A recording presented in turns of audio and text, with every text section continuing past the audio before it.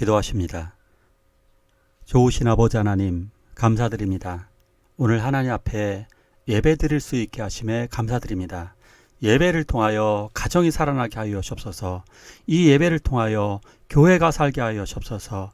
이 예배를 통하여 우리 나라가 살아나게 하여 주시옵소서. 하나님, 주의 자녀들이 예배할 때 주의 뜻이 이 땅에 이루어지고 또한 주의 자녀들이 하나님의 은혜와 축복 가운데 살게 하여 주시옵소서. 예수님의 이름으로 기도하옵나이다. 아멘. 사도신경으로 신앙 고백하십니다. 전능하사 천지를 만드신 하나님 아버지를 내가 믿사오며 그 외아들 우리 주 예수 그리스도를 믿사오니 이는 성령으로 잉태하사 동정녀 마리아에게 나시고 본디오 빌라도에게 고난받으사 십자가에 못 박혀 죽으시고 장사한 지 사흘 만에 죽은 자 가운데서 다시 살아나시며 하늘에 오르사 전능하신 하나님 우편에 앉아 계시다가 저리로서 산 자와 죽은 자를 심판하러 오시리라. 성령을 믿사오며 거룩한 공예와 성도가 서로 교통하는 것과 죄를 사하여 주시는 것과 몸이 다시 사는 것과 영원히 사는 것을 믿사옵나이다. 아멘.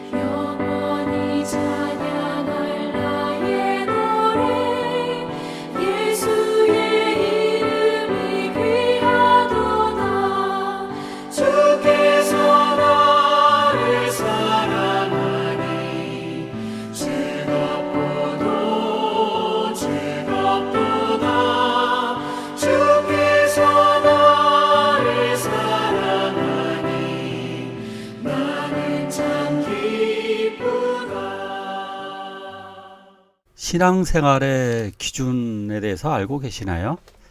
신앙생활은 무엇을 기준으로 할까요? 우리가 건물을 잴 때는 줄자라고 하는 기준이 있듯이 어떠한 것을 기준으로 삼아야 할까요? 오늘 말씀을 통해 좀 알아보도록 하겠습니다. 같이 읽을까요? 그들은 여호와께서 모세에게 명하신 대로 청색, 자색, 홍색 실로 성소에서 섬길 때에 입을 정교한 옷을 만들고, 제사장의 옷을 만들 때에는 이렇게 여러 가지 청색, 자색, 홍색실 이런 식으로, 이게 자색이죠. 청색, 자색, 홍색실, 또 금색실도 있고요. 그래서 이것을 섞어 짜서 대제사장의 이 거룩한 옷을 만들었습니다. 이런 청색은 하늘을 상징하는 거죠. 하늘을 상징해서 하늘로부터 부여받은 임무를 가지고 있다. 그리스도의 신성을 상징하는 것입니다. 또한 자주색이라고 하는 것들은, 이 자주색은 귀한 사람들에게 사용되는 귀인의 옷감에 쓰입니다. 이 자주색은 아주 귀한데요.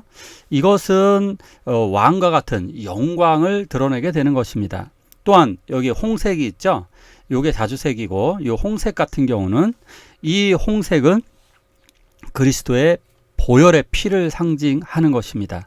자, 이 대제사장의 의복을 통하여서 우리는 영원한 대제사장 되시는 예수 그리스도를 발견할 수가 있게 됩니다. 그래서 이 대제사장은 예수 그리스도의 사역을 대신하는, 즉 예표해 주는 것입니다.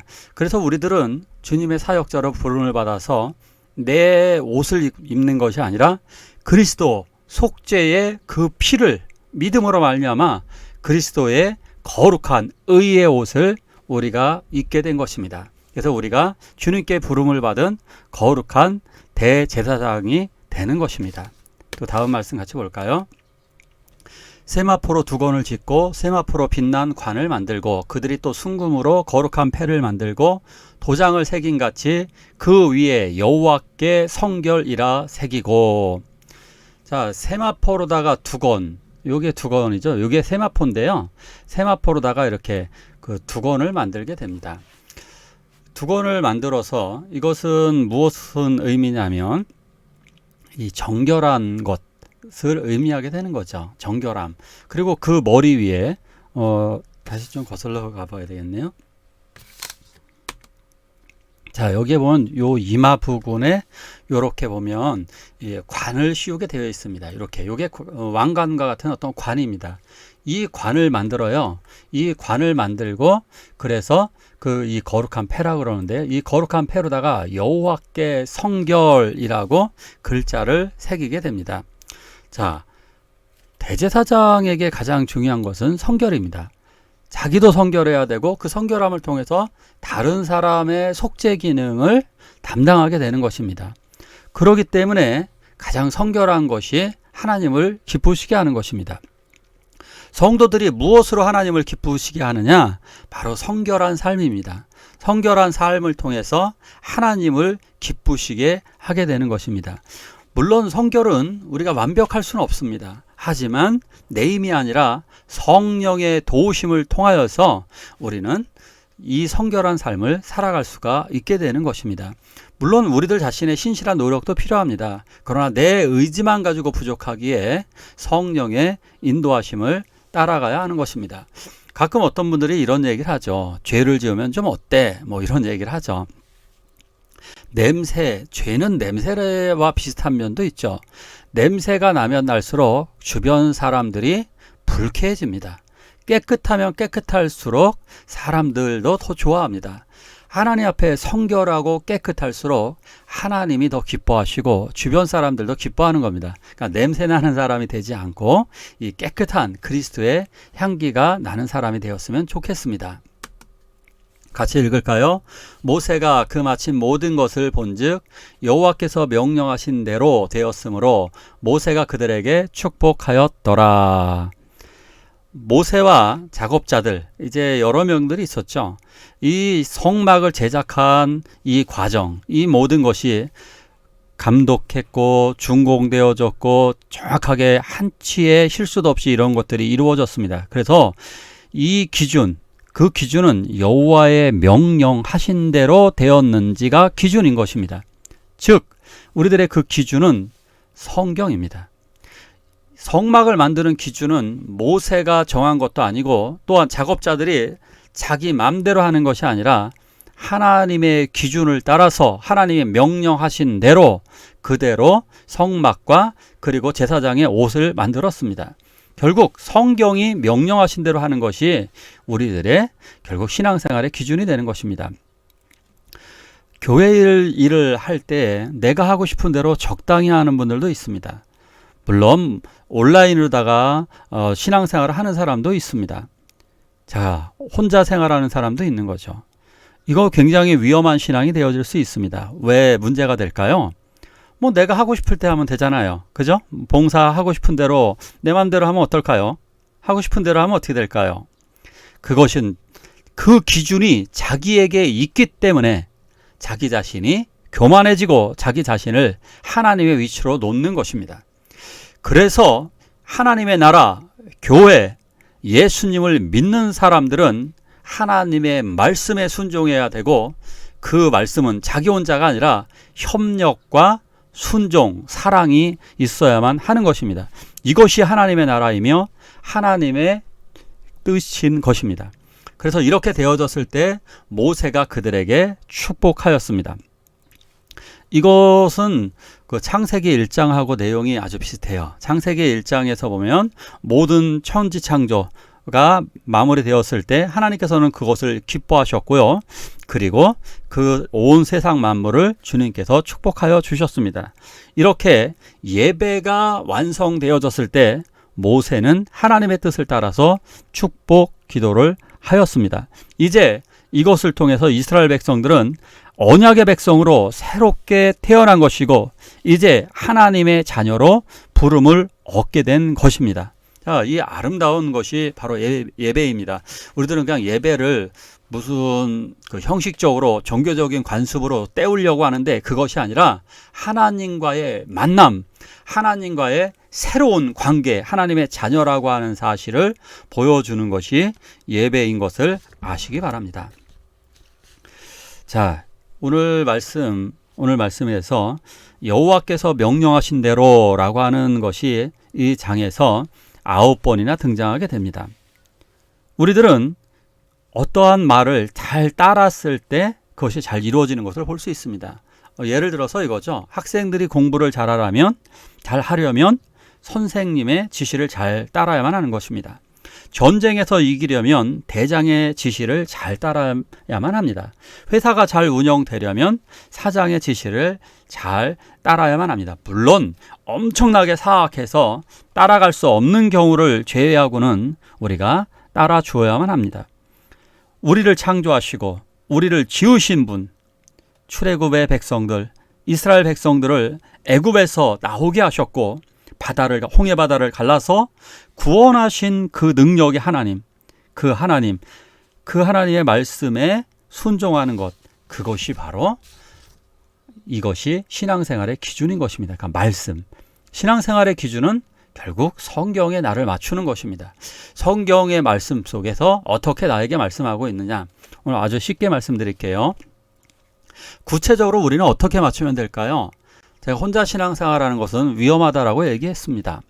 그리고 또한 어떠한 교회 목사님을 중심으로 하긴 하지만 그 목사님이 절대적이거나 우상시되면 이단에 빠지거나 그 교회가 타락할 확률이 굉장히 높습니다. 자, 신앙생활의 기준할 때 성경인데, 성경을 이렇게 세 가지로 보셔야만 합니다. 첫째, 설교 말씀으로. 왜 우리가 인터넷에도 많은데, 설교 잘하시는 분들 많은데 내가 그렇게 예배하면 되지 꼭 교회를 가야만 하나? 그것은 바로 이것입니다. 한 마음으로 가까운 교회를 중심으로 하여서 또한 마음의 뜻이 맞는 사람들과 더불어서 예수 그리스도를 잘 섬기고 전도하기 위함입니다. 자, 그래서 그 설교는 맞춤 설교가 되죠. 대부분 담임 목사님들은 그 성도들의 상황을 알고 있기 때문에 인터넷으로 듣게 되면 이런 것이 있어요. 자기가 원하는 목사님을 마음대로 설교를 자기가 평가하고 자기가 듣게 돼요. 그러나 설교를 듣게 되면 그 기준이 나에게 있는 것이 아니라 그 목사님을 중심으로 교회에 있게 됩니다. 자, 두 번째 필요한 것, 성경 공부입니다. 오늘 말씀에 이렇게 되어져 있습니다. 먼저 알 것은 성경, 경은 성경인데요. 성경의 모든 예언은 사사로이 풀 것이 아니니. 자, 성경 공부를 자기 혼자 하거나 뭐 특별히 잘한다라고 하는 이단들 같은 경우 문제가 심각합니다. 그것은 사사로이 푸는 것입니다. 성경은 전반적으로 교단 분들과 함께 풀어야 됩니다. 교회가 함께 풀어야 되는 것입니다. 그래서 교회에서 중심적으로 이것을 전반적인 교회들이 이게 함께 연구해서 이 말씀을 풀어야 해요. 근데 그렇게 하지 않고 개인적으로 이 사사로이 풀게 되면 이단이 만들어지게 되는 것입니다. 그래서 교단과 교파가 지향하는 대로 이 말씀을 잘 공부하셔야 될 것입니다. 그리고 마지막 세 번째가 성경 묵상입니다. 성경 묵상은 이 두 가지 설교와 성경 공부를 중심으로 해서 우리가 삶 속에서 날마다 성경을 읽고 그 말씀을 묵상한다면 그 말씀이 나를 이끌어가게 될 것입니다. 자, 이것이 바로 신앙생활의 기준입니다. 성경 말씀을 내 마음속에 두어서 그 말씀대로 살아가길 원합니다. 우리 함께 기도하기를 원합니다. 이 신앙생활의 기준이 오로지 주님 이 성경 말씀에 두셔서 설교 말씀 잘 들으시고요. 성경 공부 열심히 하시길 바랍니다. 그래서 이거 성경 공부는 꼭 외부에서 하지 마시고 교회에서 하시길 권고드립니다. 그리고 세 번째, 그 말씀을 잘 성경을 읽고 묵상하셔서 그 말씀대로 사시길 원합니다. 기도하실 때 신앙생활의 기준을 하나님의 말씀으로 세우게 해달라고 한 목소리로 기도하시겠습니다.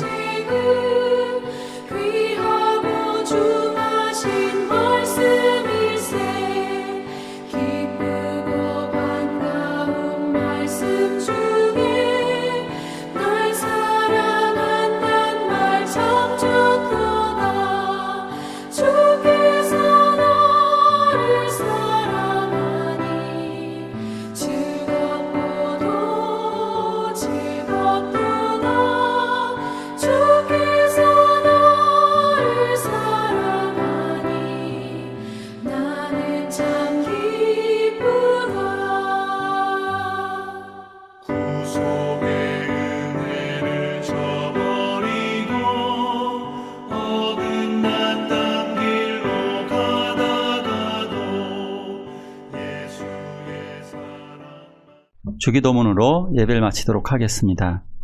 하늘에 계신 우리 아버지여, 이름이 거룩히 여김을 받으시오며 나라가 임하옵시며 뜻이 하늘에서 이룬 것 같이 땅에서도 이루어지이다. 오늘날 우리에게 일용할 양식을 주옵시고 우리가 우리에게 죄지은 자를 사하여 준 것 같이 우리의 죄를 사하여 주옵시고 우리를 시험에 들게 하지 마옵시고 다만 악에서 구하옵소서. 대개 나라와 권세와 영광이 아버지께 영원히 있사옵나이다. 아멘.